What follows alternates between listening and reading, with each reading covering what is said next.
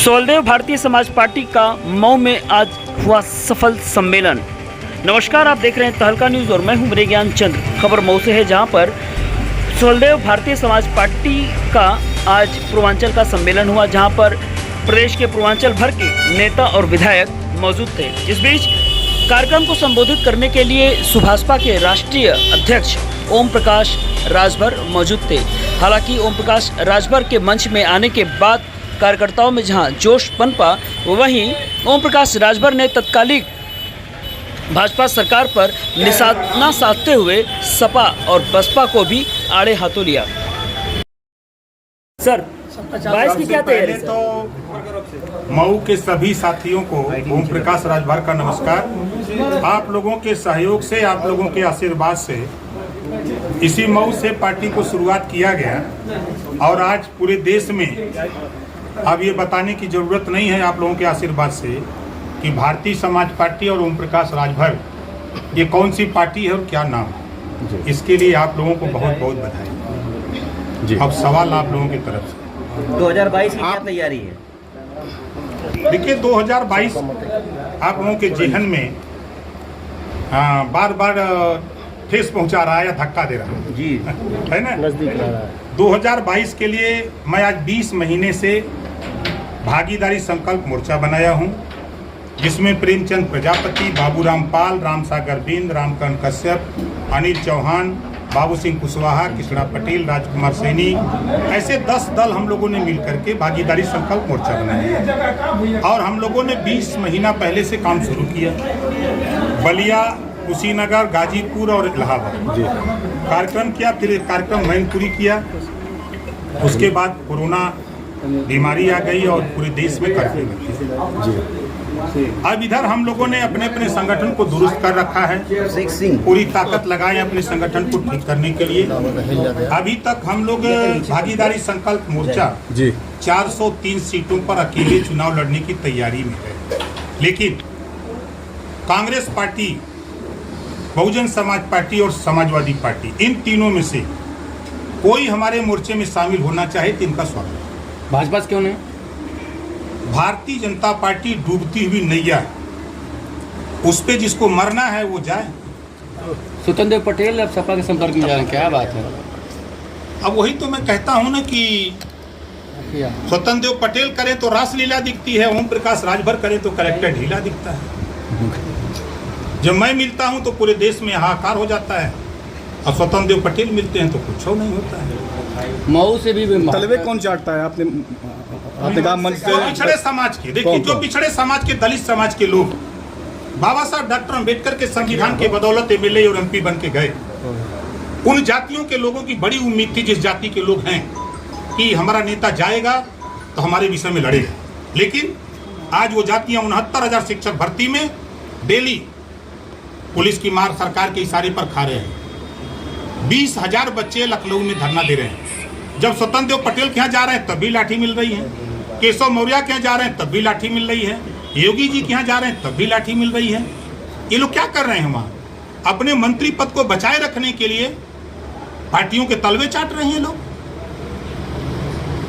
नेताजी, आपने मंच से कहा कि भाजपा वाले श्री राम के भक्त हैं। मैंने कहा कि कट्टर भाजपा के लोग राम के भक्त हैं, आपने और ये सत्य है। भाजपा के लोग कट्टर राम के भक्त हैं, ये सत्य है। तो भीड़ से आवाज आई कि 4 एमएलए हैं आपके, तो हमको कंधे पे बैठा लो, पीछे हम लोग राम नाम सत्य लगा देंगे। तो आप कह रहे हैं कि विधानसभा मुख्तार अंसारी के साथ आप एक बार चुनाव लड़ चुके थे, इस बार क्या योजना है, क्या कुछ करेंगे आप? देखिए, मुख्तार अंसारी का परिवार, अभी उनके बड़े भाई को मैंने देखा समाजवादी पार्टी की सदस्यता लिए हैं, तो उनका विषय है, वो जहाँ लड़े लड़े, हमारे साथ तो अभी नहीं है। पिछली बार आपने गुंडों के बल पे चुनाव लड़ेगी मुख्तार अंसारी। भारतीय जनता पार्टी एक ऐसी वॉशिंग मशीन है, एसपी को थप्पड़ मारता है भाजपा का नेता तो वो जिलाध्यक्ष बन जाता है इटावा में। इटावा के एसपी को थप्पड़ मारता है तो भारतीय जनता पार्टी की ऐसी वॉशिंग मशीन है, इधर से हिलता है तो उधर से क्लीन होके निकलता है। बहराइच के अभी चतुर्वेदी जी इधर से हिलते हैं, उधर एकदम क्लीन हो जाते हैं। रीता बहुगुणा जोशी का मकान में आग लगाने वाला व्यक्ति इधर से हिलता है, क्लीन निकलता है, तब तक कहीं से स्याही उधर से कोई फेंक देता है।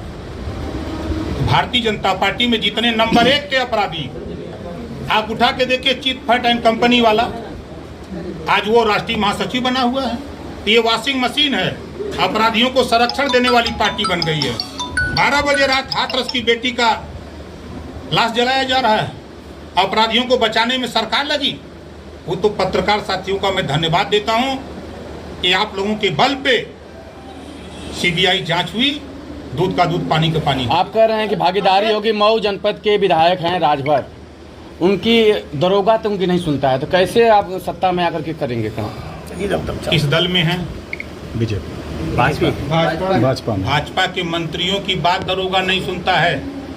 अनुभव है आपका? सांसद और विधायक थाने में धरना देते हैं भाजपा के। 200 विधायक अपनी बात कहने के लिए सदन में 200 विधायक धरना दिए थे। मात्र इतनी सी बात थी कि दरोगा बात नहीं सुनता है। ये कौन सी नई बात बता रहे हैं? सर, राजभर समाज के लिए आप लड़ाई लड़ते हैं और घोसी थाने के अंतर्गत अमिला चट्टी पे सरेआम एक युवक को, पिंटू राजभर को गोली मार दिया जाता है और वो परिवार आज डीएम के यहाँ गुहार लगा रहे हैं न्याय के लिए। सर, इसके लिए आप क्या कहना चाहते हैं? देखिए, मैं तीसरे दिन ही मैं गया था वहाँ, शायद जानकारी नहीं हुई आपको। मैं वहाँ गया, उनकी बात को सुना, उसके बाद मैंने उसको नोटिस में लिया। मैं एसपी से बात किया, फिर डीआईजी से बात किया, फिर मैं एक पत्र डीजी को दिया, तो उन्होंने आश्वासन दिया कि नहीं, इसमें कार्रवाई मैं करा रहा हूँ। सर, आज 2 महीने हो गए वो परिवार आज भी डीएम के यहाँ धरने पे बैठा है न्याय के लिए। देखिए, जबकि ये घटना पूरे उत्तर प्रदेश में कानून व्यवस्था और थानों का हालत ये है कि जो एफआईआर करा ले वो गोल्ड मेडल जीत ले। आज की सरकार में जी 20,000, 25,000, 30,000 रुपया दीजिए तो एफआईआर की सरकार लगातार शहरों के नाम बदले जा रहे हैं, इस पर क्या कहेंगे? अगर शहरों का नाम बदलने से विकास हो रहा है तो 24 करोड़ आबादी में रहने वाले जो लोग हैं, 24 करोड़, इनका नाम अडानी और अंबानी रख देते तो माला माल हो जाते। भाजपा में मंत्री अनिल राजभर आपको मजार पे जाने पे घेरते हैं, आप क्या कहेंगे?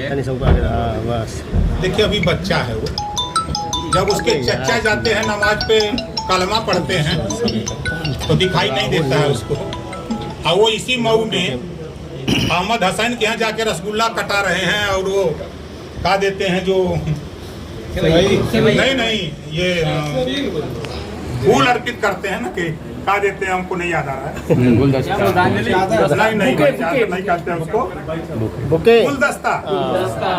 गुलदस्ता दे रहे। फोटो भी कहिए तो हम दिखा दें, पे कलमा पढ़ते दिखा दूं और राजनाथ जी को नमाज पढ़ते दिखा दूं, और मजे की बात कि जिसका नाम ले रहे हैं उसको गुलदस्ता भेंट करते हुए रसगुल्ला खिलाते दिखा दूं अहमद को इसी मऊ में।